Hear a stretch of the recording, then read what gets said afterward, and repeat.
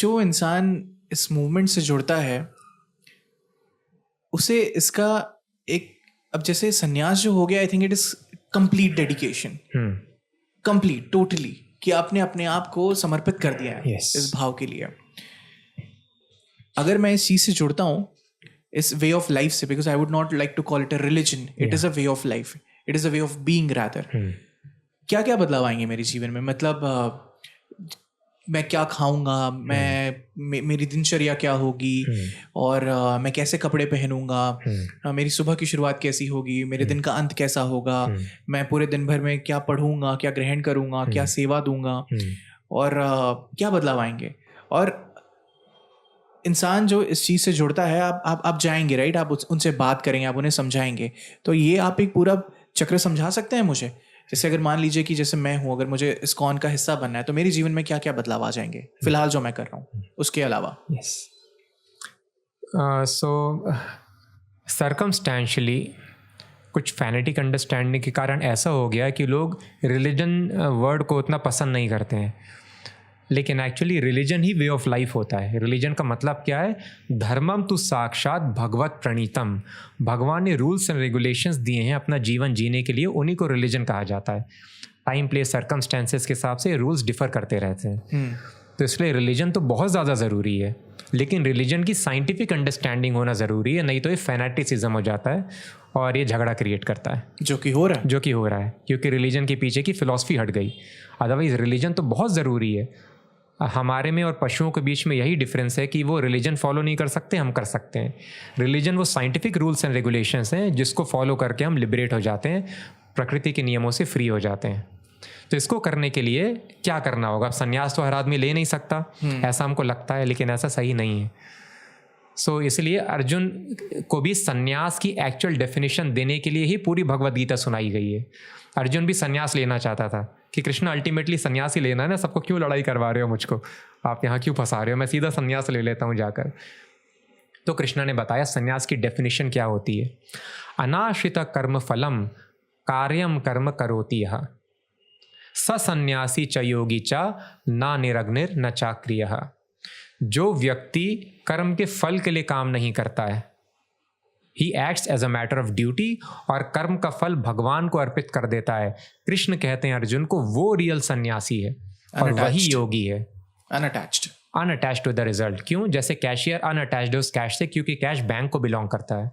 तो उसी तरह से आप खूब पैसा कमाइए, कोई दिक्कत की बात नहीं, अरबपति बन जाइए, लेकिन उस पैसे को भगवान की सेवा में लगाइए, बस कुछ नहीं करना है आपको. अगर आप बिजनेस करने की कैपेसिटी और इंक्लिनेशन रखते हैं, खूब बिजनेस कीजिए. अगर आप झाड़ू लगाने की कैपेसिटी रखते हैं, बढ़िया से झाड़ू लगाइए, भगवान के लिए झाड़ू लगाइए. तो इसी तरह से हमें अपनी, अगर आप होम मेकर हैं, आप गृहिणी हैं, बच्चों का ध्यान रखना चाहती हैं, बहुत अच्छे से बच्चों का ध्यान रखिए, लेकिन बच्चों को कृष्ण का डिवोटी बना पाए इस तरह से ध्यान रखिए. तो इस तरह से हमें कुछ भी चेंज नहीं करना है, केवल कॉन्शियसनेस. जो काम हम कर रहे हैं, खाना जो आप खा रहे हैं खाइए, भगवान को भोग लगा के खाइए. तो इस तरह से हमें वही काम करना है, लेकिन केवल भगवान को सेंटर में रख के और भगवान के लिए, भगवान के प्लेजर के लिए काम करना है. देन वी आर सन्यासी. इवन दो हम सूट बूट पहन रहे होंगे, हम मेट्रोज में जा रहे होंगे, कार्स में जा रहे होंगे, पर अगर उसका फल हम अपनी इंद्रिय प्रीति के लिए यूज नहीं कर रहे हैं, भगवान के लिए यूज कर रहे हैं, देन वी आर सन्यासी. मैंने ये भी पढ़ा है कि इसी दौरान एक नौजवान अमेरिका में प्रसादम फूड के लिए, उन्हें पता चला कि कीर्तन संगीत होते हैं, लोग मिलते हैं, बातचीत करते हैं एक दूसरे के साथ में, एंड वो वहाँ पर गए, उन्होंने सेवा दी और बर्तन भी धोए, और बाद में कुछ लोगों ने उन्हें स्टीव जॉब्स इस नाम से पहचाना. क्या ये सत्य है कि he was also one of those instances where he became a part of ISKCON and Krishna's consciousness? Yes, इसलिए it is a famous speech of Steve Jobs, I think in Stanford. He has told कि he would walk many miles. True. Just to have a Hare Krishna feast. So Prabhupada बताते हैं कि actually हरे कृष्णा सुनने में लोगों को interest नहीं था. I made this movement successful simply by feasts.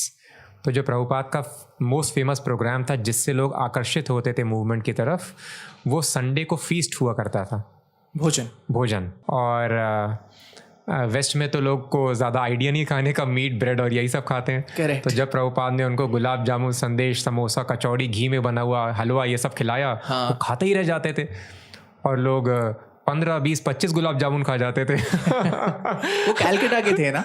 हाँ, प्रभुपाद कैलकाटा के थे। तो एनीवे बंगाल में तो they are very expert in singing and cooking. So Prabhupada के पास इनहेरेंट कैपेसिटी थी, कैपेबिलिटी थी। प्रभुपाद बहुत ही अच्छा। और फर्दर प्रसादम में ना सिर्फ मटेरियल टेस्ट होता है, एक स्पिरिचुअल टेस्ट होता है। कैसे? तो इसके लिए हम आपको 3 इंस्टेंस बताते हैं जी। पहला इंस्टेंस ये एक्स्ट्रॉर्डनरी, ये कभी कभी प्रभुपाद रिवील करते हैं कि एक बार प्रभुपाद ने केक बनवाया और बहुत सारे डिवोटीज़ वहाँ पर असेंबल थे और वो केक बांटा गया सबको। और जब वो केक बांटा गया उसके बाद में डिवोटीज़ ने डिस्कस किया, ये बताओ इसका फ्लेवर क्या था। और सरप्राइजिंगली हर डिवोटी ने बोला जो उनका फेवरेट फ्लेवर था वही फ्लेवर उनको केक में लगा। कोई बोलता है तो स्ट्रॉबेरी फ्लेवर का केक था, वो बोल रहे चॉकलेट केक था, कोई बोलता है पाइनएप्पल केक था, कोई बोलता है ऐसा केक था। तो this is called spiritual dynamic. वो हर एक के स्वाद के साथ मिल गया। जो आदमी जैसा टेस्ट करना चाहता था उसको केक में वैसा टेस्ट आया। This one thing. But another thing is, जिस तरह से अगर आप कोई बुक पढ़ रहे हैं तो अगर आप बुक के अक्षरों को पढ़ेंगे, अगर हैंड राइटिंग अच्छी, आप बोलेंगे बहुत अच्छा लिखा है, हाँ? लेकिन ये अच्छाई अनपढ़ आदमी भी समझ सकता है। अगर हैंड राइटिंग अच्छी है बोलेगा अच्छा लिखा है, लेकिन उस अच्छे लिखने के पीछे एक इंटेलेक्चुअल अंडरस्टैंडिंग भी होती है। जो इंटेलेक्चुअल आदमी है वो उसकी इंटेलेक्चुअल अंडरस्टैंडिंग को एक्सेस कर पाएगा। ट्रू। उसके लिए अच्छा लिखा होना is different from the handwriting जो अच्छी लिखी है। जैसे हमको याद है when we were in kindergarten, तो हमारे साथ में एक बहुत अच्छा स्टूडेंट हुआ करता था। क्वेश्चन कुछ भी, वो आंसर एक ही लिखता था। क्या आंसर लिखता था? बोट बाटा, बोट बाटा, बोट बाटा। तो हमारी टीचर परेशान हो गई, उनके माँ बाप को बुला लिया, आपका बच्चा एक ही आंसर लिखता है, बोट बाटा, बोट बाटा। एनीवे, सो उसमें कोई इंटेलेक्चुअल स्टफ नहीं है। तो जिस तरह से एक पीस ऑफ आर्टिकल में एक ग्रॉस स्टफ है, सुंदर हैंड राइटिंग, उसको भी हम कहते हैं अच्छा लिखा। एक इंटेलेक्चुअल स्टफ है, उसको कहते हैं अच्छा लिखा। लेकिन उसके पीछे स्पिरिचुअल राइटिंग्स में एक स्पिरिचुअल स्टफ भी होता है। जो स्पिरिचुअली एडवांस सोल्स हैं वो समझ सकते हैं। करेक्ट। तो जिस तरह से इंटेलेक्चुअल प्लेजर अलग होता है ग्रॉस प्लेजर से, स्पिरिचुअल प्लेजर अलग होता है। उसी तरह जो प्रसादम का ग्रॉस टेस्ट है और प्रसादम का स्पिरिचुअल टेस्ट है, ये दोनों बिल्कुल अलग होते हैं। और इसे परखने वाले और समझने वाले भी 2 अलग प्रकार के लोग होते हैं। अलग प्रकार के। जो स्पिरिचुअली एडवांस हैं वो टेस्ट कर सकते हैं कि ये तो भगवान ने खुद चखा है, ये भोजन इतना स्वादिष्ट है।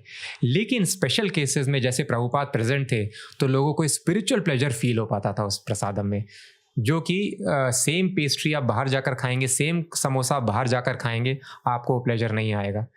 इसलिए यहाँ पर IIT बॉम्बे के कुछ स्टूडेंट्स विज़िट करते हैं हमारा किचन, और जहाँ पर हम हॉस्पिटल्स को और स्कूल्स में फ्री में प्रसाद भिजवाते हैं। अक्षय पात्र और ये सब इनिशिएटिव्स, अक्षय चैतन्य हमारे, तो 20 लाख लोगों को हर रोज़ मुफ्त में भोजन प्रदान किया जाता है। तो वो खिचड़ी टेस्ट किए वहाँ पर आकर, और वो IIT के स्टूडेंट्स हैरान हो गए और बोले क्या डाला इसमें, क्या डाला है, ये खिचड़ी हमने कभी टेस्ट नहीं की है। दे वर गेटिंग एक्स्ट्रॉर्डनरी प्लेजर। उसी तरह से हम लोगों ने जोधपुर सिटी में एक नया सेंटर स्टार्ट किया था। I was the only person, हमारे साथ एक और ब्रह्मचारी थे। अब वहाँ पर हमने बोला क्या किया जाए भाई, कैसे पकाया जाए।